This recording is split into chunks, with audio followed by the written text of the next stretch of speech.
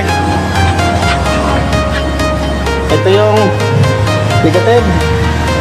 At yung pula, ito yung positive. So lagay na natin itong test prod natin. Tapos sukat natin ito, no.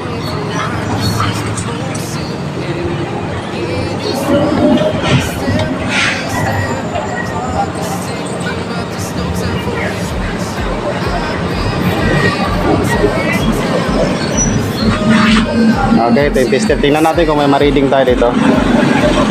Okay, mayroon guys. Tingnan nyo yan. Tanggalin na lang natin ng cover.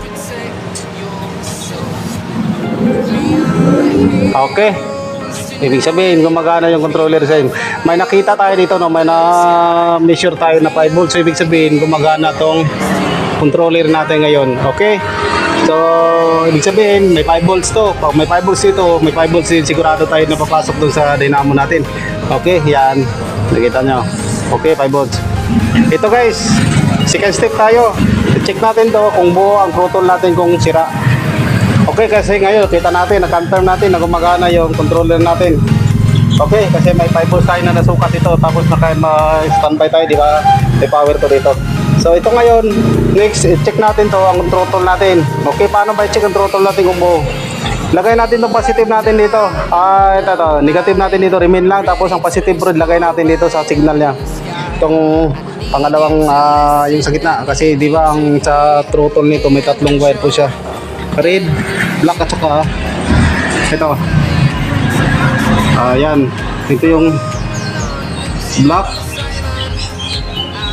red, at saka yung white. So ang white, ito yung isukat, susukatin natin. Malaman natin ito na good ang controller natin. Pag ipihit natin tong throttle, kailangan magkaroon po to ng supply dito.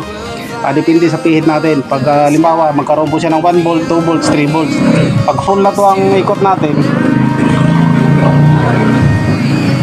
halimbawa ito, pinol natin to, magkaroon dapat tayo, magka-reading tayo dito sa isang cable na to na 3 volts.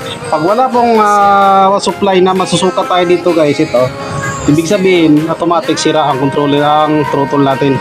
Okay? Pag may makita tayo dito na 3 volts, 2 volts, pag pihit natin sa throttle, ibig sabihin, good ang throttle natin. Move tayo sa sikal na third step. Okay? Tanggalin na natin tong yan, yung electrical tape. Okay. Ingatan na natin na hindi magkadikit. Ibig sabihin positive to, negative to. 5 volts ang masusukat natin dito. So ito, lagay natin ulit ang tester natin, no? Dito natin malaman ngayon. Ito na naman pag check kung gumagana yung throttle natin.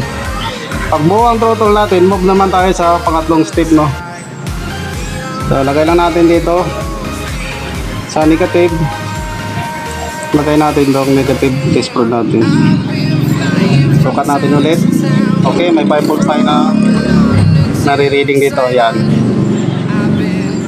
Okay, 5 volts. So lagay natin dito sa yung sinasabi ko kanina, yung sa white na cable. Di ba tatlo? Positive, red, black. At saka yung white. Ang white, ito yung signal. Ibig sabihin, pag ipihit natin to, dito na magkaroon ngayon ng reading. Kailangan magkaroon to ng 3 volts or 5 volts. So paano ba yan? Ito ang positive. Lagay natin dito kulay white. Okay, tingnan nyo nga yung tester natin. Walang reading.